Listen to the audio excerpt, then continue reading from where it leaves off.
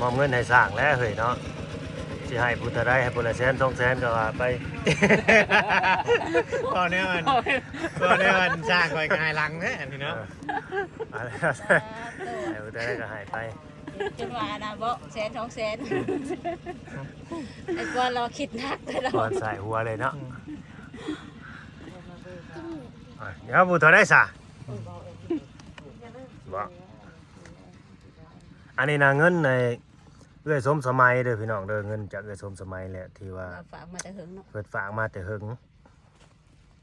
ก็คือแรกๆแล้วก็ฝากมาว่า หมดเดือนแล้วบ่ เราฝากมาว่าเราเห็นแบบว่ายังให้เฮานี่เฮ็ดคลิปสมทบเด้อเพิ่นน่ะสมทบเฮ็ดเฮือนให้ เดือน หรือว่าต่อเติมปรับปรุงให้อัน2 ตู้นั่นแหละแต่พอดีมันมีผู้รักผู้ใหญ่ทางบ่าวเวียงเพิ่นก็เลยกลับไปสมทบกับบ่าวเวียงซะว่าซั่นค่าเรือเท่าใดก็ซอยซ้ำเฮามีหั้นแล้วนะก็เลยมาสมทบค่าสร้างว่าได้ยินข่าวว่าค่าสร้างนี่ตั้งเสาเทคานนี่ 5,000 บาทซะบ่หรือว่าจังใด บ่หรือว่าได้ ให้ลังรถคนงานไปบ้าน แม่นซะบ่สุดยอด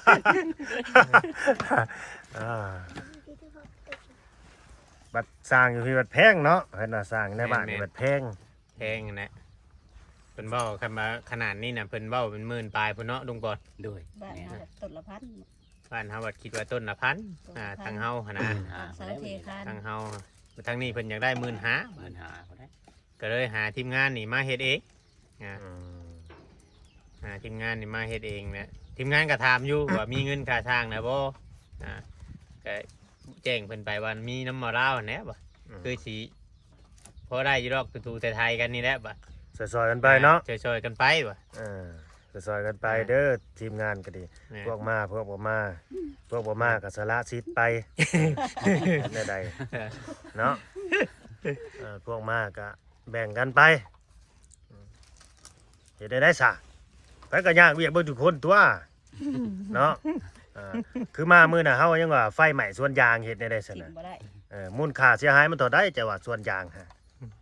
เบิดหลายแสนเด้อฮะ อ่า จ้างบุกเบิกนะแสนปลายผู้บ่ แสน คือ ปลา เห็น ย บุกเบิกที่รุดปุกง่อย ผู้ง่อยบัด อันนั้นสิปลูกอ้อย บุก อัน เบิ นั้น กใหม่โตอีกเนาะ บ่ได้ยอมแพ้ สิเป็นหนี้อีกได้หาปลูกอ้อยน่ะก็ดี เป็นหนี้ไหม นี่บุกเบิกในเฉพาะปลูกอ้อยนี่บุกเบิกอย่างเดียวน่ะ126 ล้านได้บ่าวเวียง126 ล้านกีบได้ เว้นพี่นาคนละปลูกอะไร โหดีจำพอก็จังเอิ้นว่าตะแก่สวนยางดอกกัน 126 ล้านกีบเป็นหนี้เขาได้บ่ได้มีเงินเจ้าของได้ คนเฮามันต้องมั่นใจในตัวเองเด้จังกล้าเป็นหนี้เนาะ กู้ยืมบริษัทได้ออกมา สร้าง ได้ ปุกง่อยนี่ อืม ป้อน้อย คนเฮามันต้องมั่นใจในตัวเองเฮาจังกล้าเฮ็ดถ้าบ่กล้าคำบ่มั่นใจในตัวเองคือข่อยนี่บ่กล้าเฮ็ดข่อยบ่มั่นใจในตัวเองเด้ โอ้ย ลอง ลงมือ ลง มันได้ลงมือได้ลงเฮือแล้วมันจำเป็นเลยได้ ถอยบ่ได้เนาะ โอ้ย อืม ถ้าไหลเงินบาทก็สิประมาณ200,000พี่น้องเอ้ย อันนี้คือ 200,000 บาท คือเฉพาะบุกเบิกอย่างเดียวเด้ แม่น บัดแล้วบัดเขามาไถมาปรับมาอิหยังดินให้เฮาอีกต่างหากอีกได้อบาด ซื้ออัน ชื่อห้อยอีก พันอ้อย พันอ้อยอีกก็ต่างหาก พันอ้อยจัง ค่า ได้ ปุ๋ยอีกก็ต่างหาก จักเฮกตาร์เฮ้ย เจ็ด 7เฮกตาร์ ประมาณ7 ที่7 เฮกตาร์ปลาเนาะ 21ไร่เนาะ ใส่ไรบ่ โอ้ย ว้าว กลัวอะไรเฮ้ย แต่กล้วย40บ่หรือ50 40ปลาย ไร่หนึง เจ็ด มัน ไร่หนึงก็6 6 7 4 หกห้าสามสิบ 12ไร่เนาะ ประมาณนั้น 12 13ไร่ ประมาณนั้นล่ะ อ่าเฮกตาร์หนึง6ไร่เนาะ 6 ไร่ อืม ไร่6 ไร่บางคนเพิ่นว่า6 ไร่ครึ่ง 6ไร่ปลายๆนะ อ่า เฮกตาร์หนึงนะประมาณ43ที่นะประมาณนี้แหละประมาณ7เฮกตาร์โอ้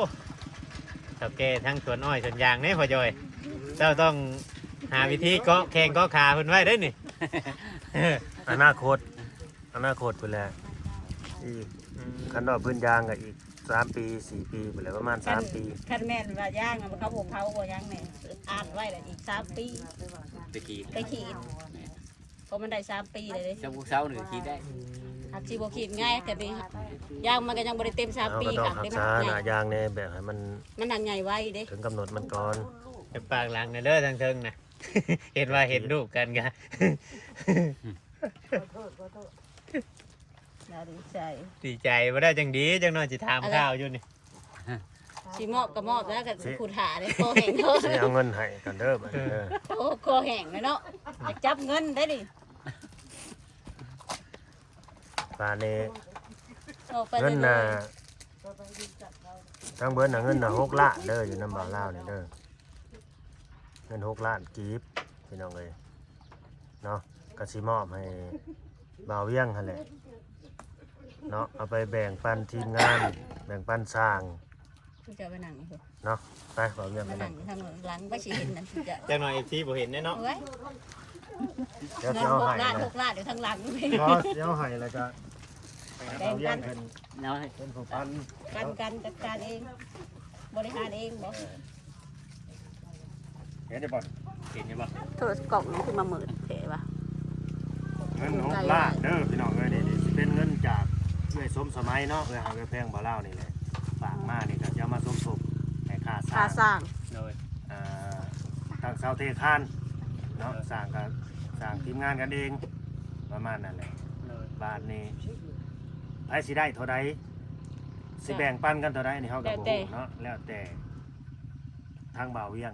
โดย เนาะให้บ่าวเวียงเป็นผู้จัดการ แม่นเพราะว่าอันแต่ละคนก็มาเฮ็ดเวียกก็เฮ็ดบ่ได้ซ้ำกันหันนะ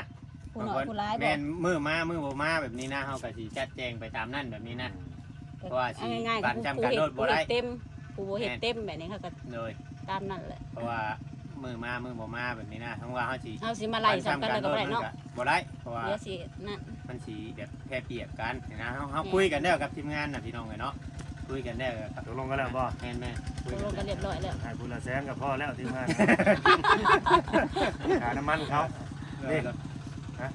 ขอมุกขอบใจเด้อเอ้ยสมสมัยเนาะ แม่ในชมส เอ้ มั ย ย สมสมัยที่ว่าช่วยสมทบค่าสร้างตัวตั้งเสากับเทคานนี้เนาะขอมุกขอบใจอะไรขอให้เอ้ยเพิ่นอยู่ดีมีแห้งเนาะปราศจากโรคภัยไข้เจ็บทั้งหลายทั้งปวงเด้อเนาะปรารถนาสิ่งใดก็ขอให้ได้สิ่งนั้นทำงานการงานก็ขอให้เจริญรุ่งเรืองเด้อเนาะ สาธุตามนั่นแหละพี่น้อง เอามอบ จับ ข่อยสิถ่ายให้ จับจับไปก่อนเลี้ยวมันกล้องโคแต่ละกล้องโอเค ถ่ายอยู่บ่เอาไหมโอเค เอาถืออันนี้เงิน6ล้านเด้อ เงิน6ล้าน มัน ที่ว่าเรามอบให้นี่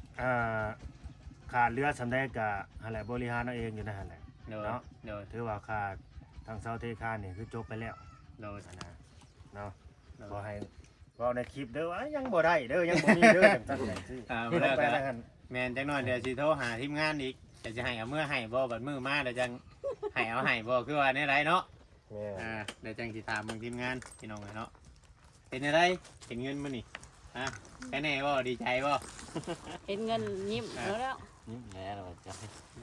เดี๋ยวมื้ออื่นก็ได้เฮ็ดโตอีกได้อนี่มื้ออื่นนี่ให้เพิ่นพูดห้องน้ำ อืม เมตร50อันเมตร30นะ สิเห็นห้องน้ำก่อนบ่ แม่นคุดอันผ่าตัวนี้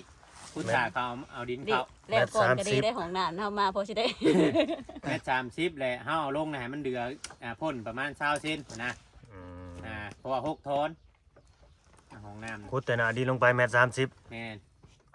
เอาลงนะให้มันเดือประมาณ20เซนเฮ็ดท่าตอนแรกคิดว่าจะให้เพิ่นโกตัวอันผนังขึ้นไปให้มันกาว่าประมาณบางมุงกบนี่มันบัดจังน้อยบัดเฮ็ดห่านเฮ็ดหยังดินยังบ่มานะมันก็สิได้อันนี้ไม้เฮาก็ยังบ่มี แม่น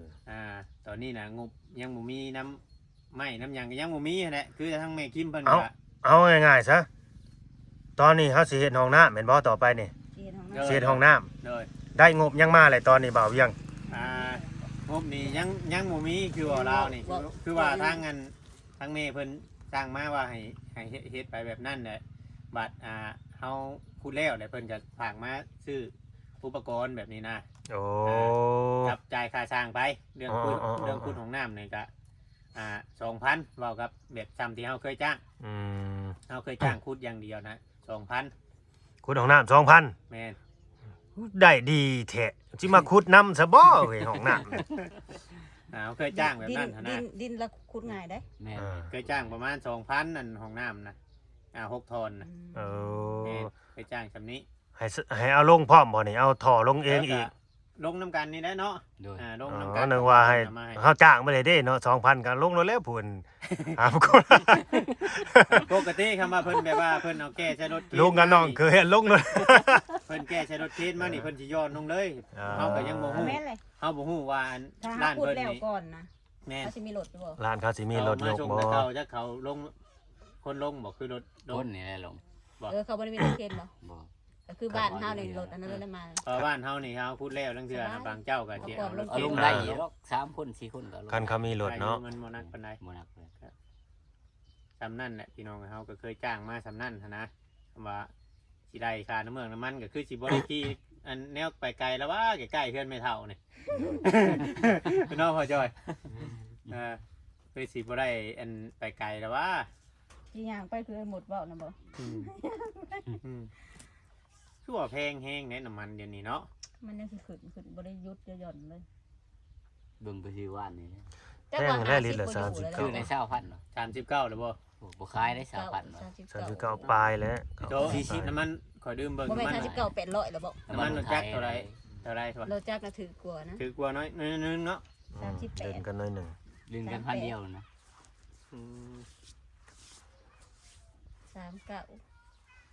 มันเนาะมันสิขึ้นได้มันต้องขึ้นนะกับเมื่อนี้ต้องขึ้นนะหักเติมแล้วมื้อเช้าได้เต็มถัง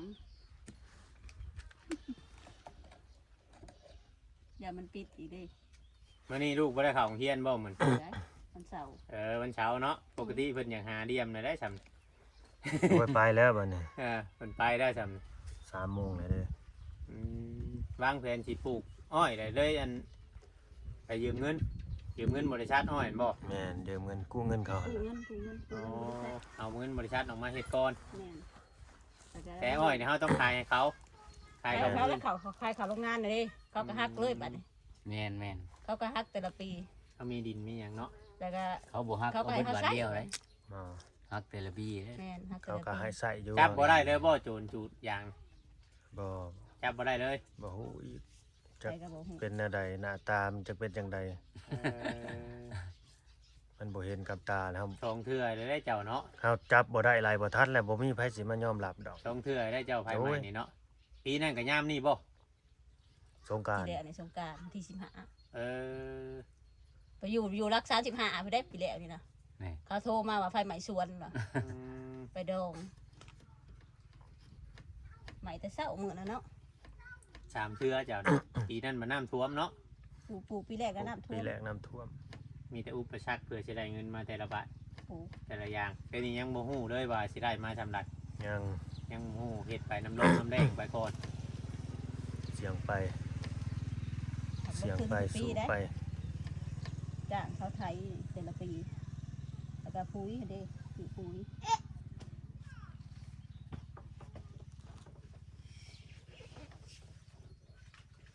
คือว่าไล่มาเรียบร้อยแล้วพี่น้องไอ้เนาะเงินค่าสร้างตัวนี้ในเดี๋ยวไปในขั้นตอนนี้เนาะขั้นตอนแรกว่าง่ายๆซะเฮ็ดบ้านเฮ็ดเรือนมันก็บ่แม่นเรื่องง่ายเนาะ แม่ แต่ว่าคือทางอัน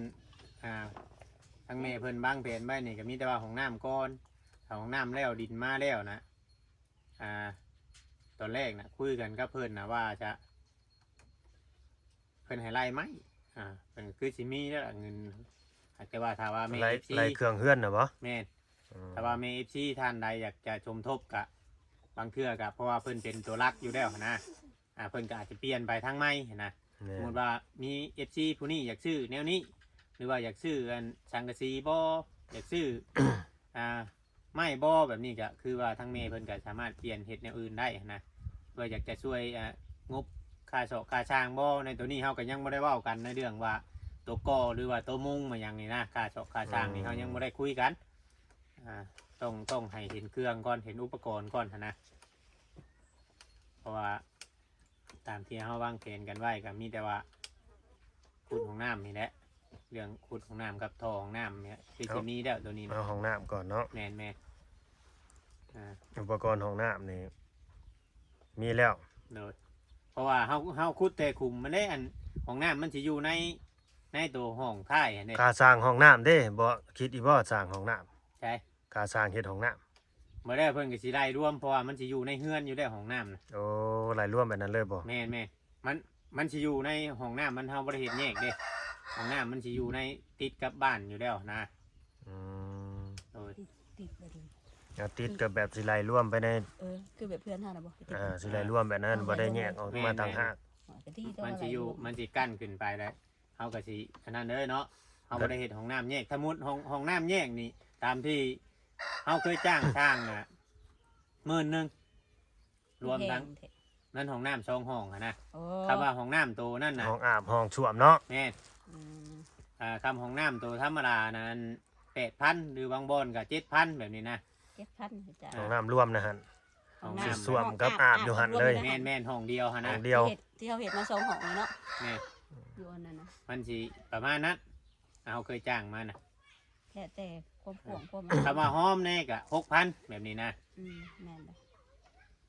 ว่ากูมือมันบ่ได้ดอกเฮ้ย ฮะ กูมือนี่เนาะนี่เอามันก็แพง อะไรอันนั้นเฮ็ดล่าสุดของน้ำความกว้างเท่าใด 2 คูณ 3 อันนี้ 7,000 อืม 2 คูณ 3 โอ้2คูณ3เมตรมันก็ถือว่ากว้างเกือบได้เนาะ 7,000อัน อ่า นั้นกว้างอก ว้าง ยู่ เกือบได้เพื่อนน้องไม้หั่น6,000นั่น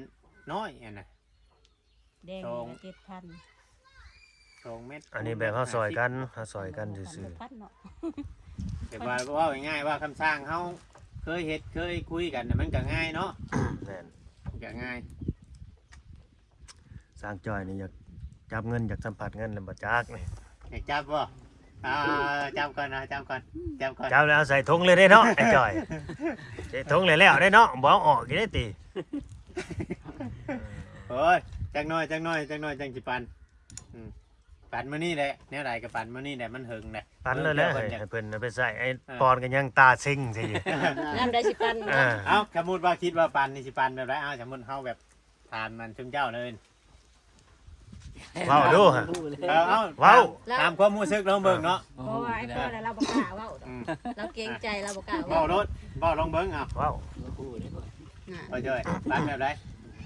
โอ้โหบ่ เราเกรงใจ สมมุติว่าหมู่ให้หน่อยเอ้ยซะฮะ ให้น้อยเขา นอนกันเอ้ามีแต่เฮาจมน้ำลังซื่อบ่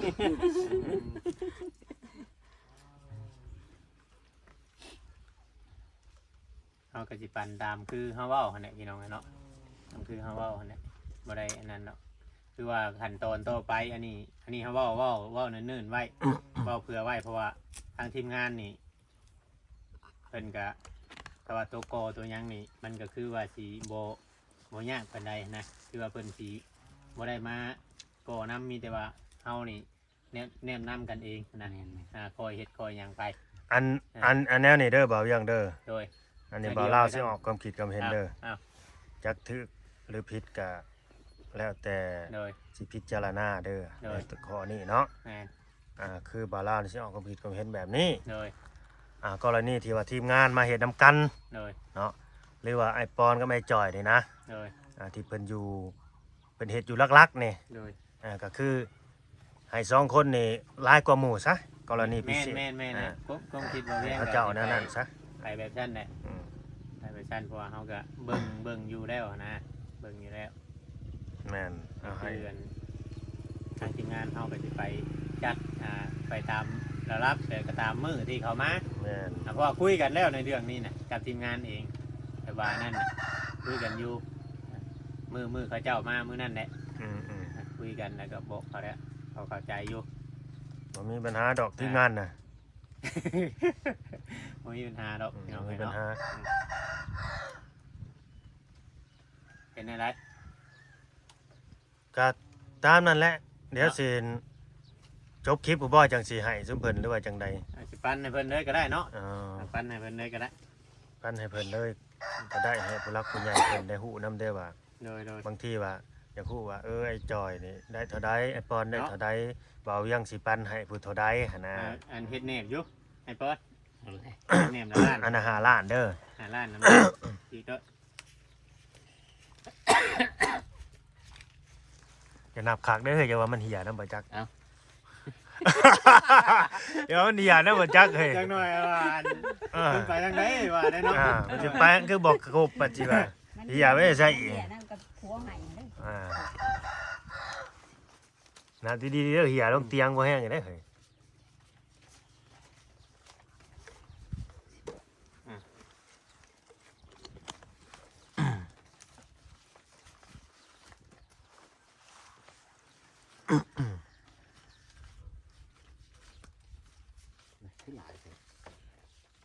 เอาใบ50เนาะ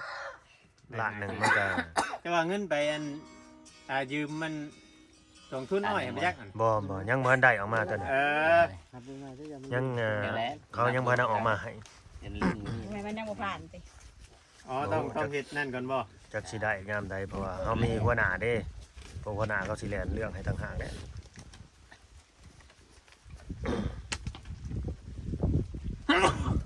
แต่50มันคือหลายได้อเนาะ ที่เขาว่าเนี่ย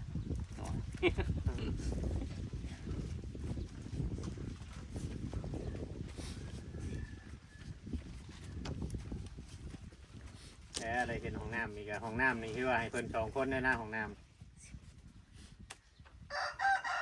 ละ ครบบ่ได้ขาดแล้ววะเนาะ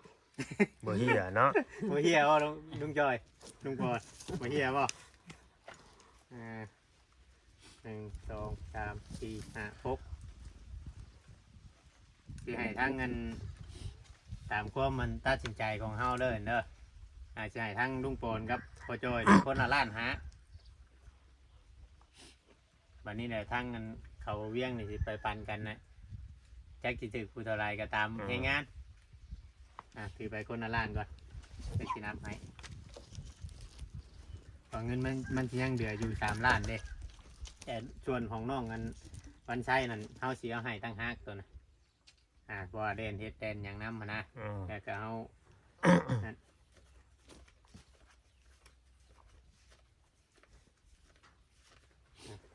พ่อจอย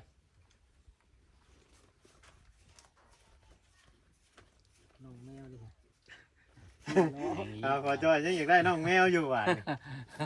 น้องแมวได้ใช้ น้องแมวเล่านี่นะ น้ำไผ่ ให้พี่น้อง โอ้ในโกบง ให้ทางเงินลุงปอนครับพ่อจอยนี่คนละล้านห้า คนละล้านห้า บัดนี้พอเวียงสิเมื่อปันกับทีมงานตัวนี้นะ อืม แล้วก็เงินยังเหลือ3ล้านตอนนี้นะแล้วก็สิไล่ให้ทีมงานเดี๋ยวเฮาคุยกันไว้แหละพี่น้องเนาะว่ามือเฮ็ดมือบ่เฮ็ดแบบนี้นะแล้วก็ใจสิได้เฮ็ดคลิปออกมาอีกคลิปหนึงให้ FC ฮู้นํกันแต่ตัวอันปืนนี่มีแต่ว่าไปคุยอันนั้นบ่ลุงปอน เดิน ไปขุดของน้ำคนละพันครับเจ้าเห็ด2คน ลงมือเลยบ่มื้ออื่น ลงมือเลย คนละพันแต่ก็มาน้องวันชัยเห็ดน้ำกะมีแต่ว่าเฮาสิให้ตั้งหากมันบ่เกี่ยวกับของกิมเจ้าอันนี้คือการตัวเพิ่นมัดเด็กมันหยังช่วยนี่ก็เฮาให้ตั้งหากแบบว่าน้องก็เล่นเฮ็ดแน่เล่นบ่เฮ็ดแน่แบบนี้นะ อืม ที่จะไปแล้วไปแล้วเทื่อเฮาก็สิอาจสิมีบอกมีหยังนํว่าเวลาเฮาเฮ็ดเวียกก็ต้องเฮ็ดจะดีเนาะ แม่ เพราะว่าแม่ๆ FC เพิ่นก็เบิ่งอยู่หั้นนะ กายเฮ็ดน้ำหาแล้วคันว่าบ่น้องเฮ็ดเงินมันก็น่าสิตั้งใจอยู่ดอกบาด โดย คนนี้ เป็นอะไร เป็นมาเลย อันหลังจากได้เงินได้หยังได้เป็นอะไรคือว่านั่นอยู่บ่ ฮะ พอใจอยู่บ่ พอใจอยู่บ่เฮาแบบว่าเฮา พอใจดีใจอยู่บ่ซ้ำนี่ เพราะว่าในรายการเว้ากันแน่เนาะว่าเราเนาะ จังมือเฮ็ดงานจังมือก็คิดหลายเอาแล้วจำเจ้าเฮ็ดงานจังมือเริ่มตั้งแต่เฮ็ดเบียกมา เห็นยังต่าง 5มื้อ ทา นะ น ทางเบิด หอด 5มื้อ บ่ แม่ โอ้พอแล้วว่าบ่หอด 5มื้อ ไว้เด้ 5มื้อได้ซำนี้ก็ดีแล้วเนาะ แม่น พอจ้อยแล้วไปนอนเผาเตาถ่านนะ ได้เดือนหนึงผู้นอนเผาเตาถ่าน